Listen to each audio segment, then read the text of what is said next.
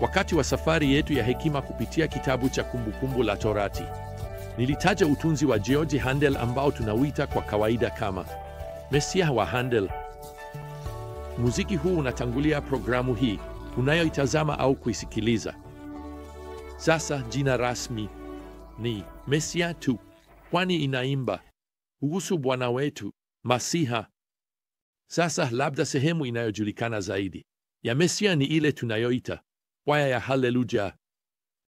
Handel aliita tu Haleluya, na hiyo ni kwa sababu neno Haleluya lingeimbwa mara 167 mara wakati wa kwaya ya Haleluya.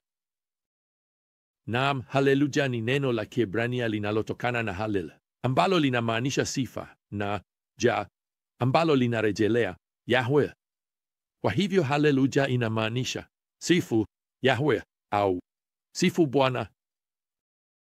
Sasa kadri kitabu hiki cha nyimbo kilichoongozwa, hiki kitabu kikuu cha Zaburi kinapokaribia mwisho, mada ya sifa inafikia kilele hiki, na lazima nikuambie, nasikia kwaya ya Haleluya ikiimbwa tena na tena. Kwa kweli katika hizi zaburi tatu za mwisho katika kitabu hiki, neno sifa linatajwa takriban mara 30. Tunaalikwa kuimba Haleluya, kumsifu Bwana tena na tena. Na kwa njia, sifa kwa Mungu haipaswi tu kutoka midomoni mwetu, bali kumsifu Mungu sasa inapaswa kutoka kwa viumbe vyote. Viumbe vyote vinaungana pamoja kuimba kama vile kwaya ya Haleluya. Kwa kweli Zaburi 148 inaanza na kuimba hapa, msifuni Bwana. Msifuni Bwana kutoka mbinguni. Msifuni katika miinuko. Msifuni malaika wake wote. Msifuni majeshi yake yote. Na maanisha, fikiria tu, malaika wote wanajiandaa kwa tamati hii kuu. Mwandishi mmoja aliweka hivi: unajua, kama tungeweza kukopa ngazi ya Yakobo na kupanda ngazi hiyo inayong'aa, tungewaona malaika wote na nyuso zao zikiangaza kwa upatanifu kamili, wakiimba Haleluya. Basi pamoja na malaika, tunajua mwezi na nyota zote zinaimba hapa katika mstari wa 3. Mbingu za juu na maji juu ya mbingu zinaimba hapa katika mstari wa 4. Viumbe wa baharini waliojificha katika maji ya kina kirefu ya bahari, mstari wa 7. Mbuvu zote za asili, mstari wa 8. Milima na mifugo na miti ya matunda, mstari wa 9. Wao wote kwa namna fulani wamepewa fursa ya kujiunga kwa njia yao ya kipekee, wakiimba kwa muumba wao. Kwa hiyo uumbaji wote unaimba wimbo wa Haleluya. Sasa mtunzi anahama kutoka ushairi hadi unabii hapa katika mstari wa 11. Wafalme wa dunia na watu wote, wakuu na watawala wote wa dunia, vijana na mabinti pamoja, wazee na watoto, na wamsifu jina la Bwana, kwa maana jina lake pekee limeinuliwa. Ukuu wake uko juu ya dunia na mbingu. Hii ni rejeleo la ufalme ujao tena, ambapo Kristo atatawala juu ya dunia, na Yohana ataandika juu ya maono yake ya Bwana Yesu katika Ufunuo 19. Bwana anashuka kutoka mbinguni kutawala kutoka Yerusalemu kama alivyoahidi. Yohana anaandika kwamba kwenye mavazi ya Bwana yameandikwa maneno, mfalme wa wafalme na Bwana wa mabwana. Tena hiyo inanifanya nikumbuke wimbo wa Haleluya. Handel anaandika, atatawala milele na milele, mfalme wa wafalme na Bwana wa mabwana. Sasa hapa katika mstari wa 14 tunasoma kwamba Bwana ameinuia pembe kwa ajili ya watu wake. Sasa katika maandiko yote, pembe ni ishara ya nguvu au ya mfalme au ufalme. Tena hii inaangalia mbele. Hii inaangalia wakati ambapo pembe ya wokovu, yaani mfalme Yesu, atatawala kwa nguvu katika ufalme wake juu ya dunia. Sasa Zaburi 149 ni jibu la taifa la Israeli kwa Masihi wao na ufalme wake unaokuja. Naam, wanaanza kuimba pia hapa katika mstari wa 1. Msifuni Bwana. Mwimbieni Bwana wimbo mpya. Mwimbieni sifa zake katika kusanyiko la wacha Mungu. Israeli na afurahi katika muumba wake. Watoto wa Sayuni, yaani Yerusalemu, na wafurahi katika mfalme wao. Naam, pamoja na hayo, mwandishi wa Zaburi anajumuisha kitu ambacho kinaweza kukuchanganya kama Mkristo anayeishi katika kipindi cha Agano Jipya la neema. Tunasoma hapa katika mstari wa 6, sifa kuu za Mungu ziwe katika koo zao, na panga zenye makali kuwili mikononi mwao, ili kutekeleza kisasi juu ya mataifa na adhabu juu ya watu. Naam, ikiwa umekuwa ukisafiri nami sasa kupitia safari hii ya hekima kwa muda, unajua jukumu la Israeli kuishi katika theokrasia kama wawakilishi wa Mungu lilikuwa ni kutekeleza hukumu juu ya wale waliomkataa Mungu. Wenye dhambi katika Agano la Kale mara nyingi walihukumiwa mara moja katika siku hizo, na Israeli ilikuwa chombo cha hukumu mikononi mwa Mungu. Na tunaambiwa hapa katika mstari wa 9 kwa uwazi kabisa kwamba Israeli ilipaswa kutekeleza juu yao hukumu iliyoandikwa. Kwa maneno mengine, Israeli haiandiki hukumu ya adhabu. Mungu ndiye anayefanya hivyo. Lakini katika kipindi hiki cha Agano la Kale, Israeli inapaswa kutekeleza hukumu ya haki au adhabu ya Mungu, ambapo leo katika kipindi cha neema, jukumu la kanisa si jukumu la Israeli. Si Israeli. Kanisa halitekelezi hukumu ya Mungu juu ya wenye dhambi. Kwa kweli, Mtume Paulo anaandika katika kitabu cha Warumi kwamba wenye dhambi kwa sasa wanajikusanyia ghadhabu ya Mungu kwa ajili ya hukumu ijayo, ambapo Mungu ataitoa kikamilifu na hatimaye. Kwa hiyo leo, kwa sababu tu wenye dhambi hawahukumiwi mara moja kwa uasi wao mbaya dhidi ya Mungu, kwa sababu tu wanaonekana kuendelea bila adhabu, basi hiyo haimaanishi kwamba Mungu hajali dhambi tena.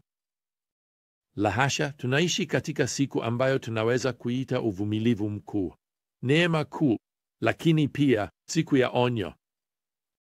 Je, unajua kwamba ujumbe wako wa Injili na wangu unajumuisha onyo la hukumu ijayo ya Mungu? Mtume Paulo aliwahutubia viongozi katika mji wa Athene na aliwaambia nini? Alisema hivi: nyakati za ujinga Mungu alizipuuza, lakini sasa anawaamuru watu wote kila mahali watubu. Kwa nini?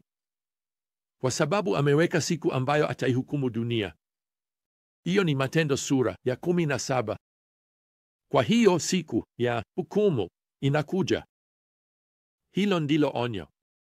Lakini Injili pia inatoa njia ya kutoka, njia ya kuepuka hukumu ya mwisho ya Mungu, na hiyo ni ikiwa tutatubu na kuamini Injili ya Yesu Kristo, uweka imani yetu kwa mwana wa Mungu, tutasamehewa, tutakombolewa kutoka kwa hatia ya kila dhambi, tutapewa zawadi ya wokovu, tutakuwa na uwezo wa kuepuka hukumu ya mwisho kutoka kwa Mungu. Ikiwa hujafanya hivyo, unahitaji kumpokea leo. Usisubiri. Ikiwa umefanya hivyo, basi umesamehewa. Makosa yako yote, dhambi zako zote zimeshalipiwa, na hata sasa umewekwa huru kutoka kwa hukumu na adhabu ya Mungu. Basi kwa onyo hilo na ahadi hiyo ya ajabu, tunafika sasa kwenye Zaburi ya mwisho katika kitabu cha 5 na cha mwisho cha Zaburi, na hii imepewa nambari Zaburi 150. Mara 13 tunaambiwa katika Zaburi hii fupi kumsifu Bwana, na hiyo ni kuanzisha tena kwaya ya haleluya. Tafadhali, vyombo vyote hivi vya ajabu sasa vitatuandamana tunapoimba haleluya ya mwisho.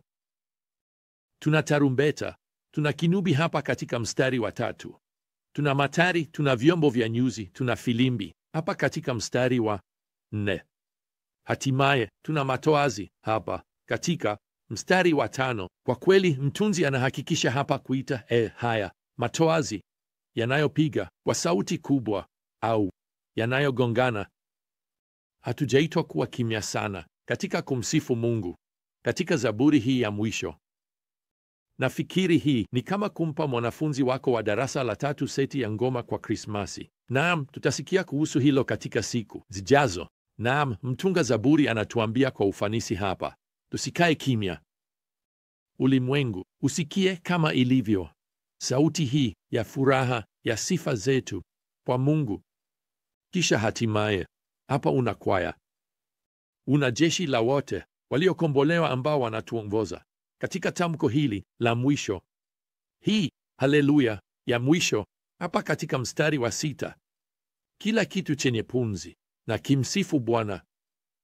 Msifuni Bwana. Wapendwa, sijui kinachoendelea katika maisha yako leo. Sijui kinachoendelea katika ulimwengu wako leo unapoishi, lakini najua kwamba hapa ndipo hadithi ya historia ya binadamu inaelekea. Hapa ndipo tunapoelekea. Yesu Kristo hatimaye atashuka Yerusalemu na kuanzisha ufalme wake duniani, na wale mnaomwamini mtatawala pamoja naye.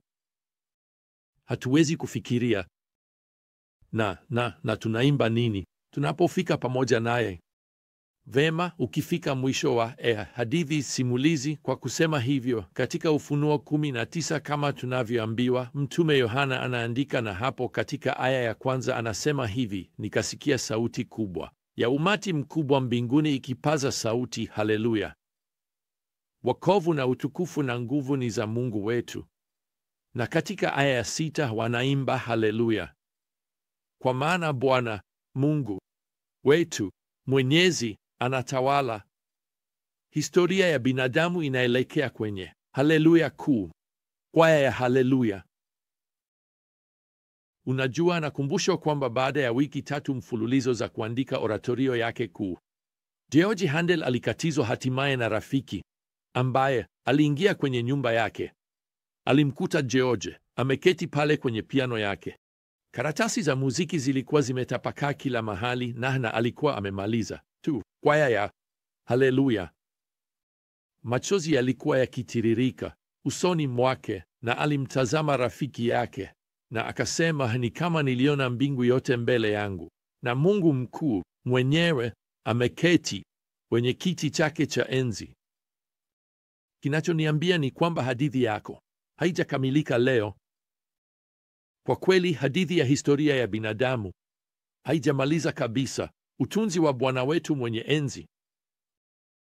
Nataka ukumbushwe hapa na wimbo huu, zaburi hii, kwamba historia ya binadamu haijamalizika hadi tutakapopata nafasi yetu katika siku hiyo ya milele. Nini kitatokea? Inamalizikaje yote? Viumbe vyote vitajiunga nasi waliokombolewa katika kuimba hili, na atatawala milele na milele, milele na milele. Haleluya! Na kwa hayo tunamaliza safari yetu ya hekima kupitia kitabu hiki cha nyimbo za sifa kilichoongozwa, kitabu cha Zaburi. Hadi wakati mwingine, wapendwa, neema ya Bwana Yesu Kristo na upendo wa Mungu na ushirika wa Roho Mtakatifu uwe nanyi nyote. Amina.